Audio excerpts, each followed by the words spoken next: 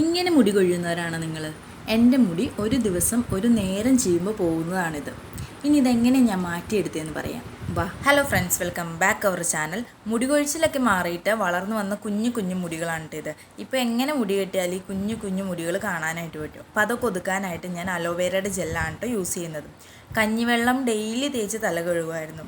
തലനീരിറങ്ങി തലവേദന കൂടിയപ്പോൾ അത് നിർത്തി. പിന്നെ താളി, കറ്റാർവാഴ എണ്ണ ഇതൊക്കെ തേച്ച് നോക്കുമായിരുന്നു കേട്ടോ.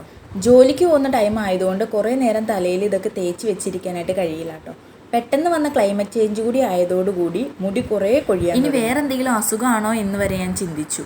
ഇതൊക്കെ തേച്ചിരുന്നിട്ട് ഇനി കാര്യമില്ല, ഹോസ്പിറ്റലിൽ പോയി പറ്റൂ എന്നൊരു സിറ്റുവേഷൻ വന്നതോടുകൂടി ഞാൻ പുതിയകാവ് ആയുർവേദ ഹോസ്പിറ്റലിൽ പോയി സ്കിന്നിൻ്റെ ഡോക്ടറിനെ കണ്ടു. തലയിൽ തേച്ച് കുളിക്കാൻ ഒരു എണ്ണയും 2 പൊടികൾ വെള്ളത്തിൽ തിളപ്പിച്ച് കുടിക്കാനും ഒരു ഗുളിക ഉള്ളിലേക്ക് കഴിക്കാനും തന്നു.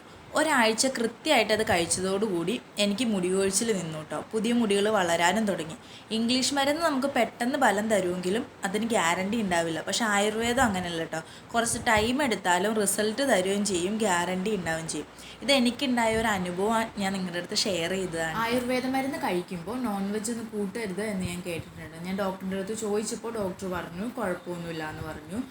പിന്നെ നമ്മൾ മുടി കൊഴിച്ചിൽ മാറിക്കഴിഞ്ഞിട്ട് ഈ എണ്ണ നിർത്തിയാലും നമുക്ക് വേറെ പ്രശ്നങ്ങളൊന്നും വരില്ല, മുടി വീണ്ടും കൊഴിയൊന്നുമില്ല എന്ന് ഡോക്ടർ പറഞ്ഞു.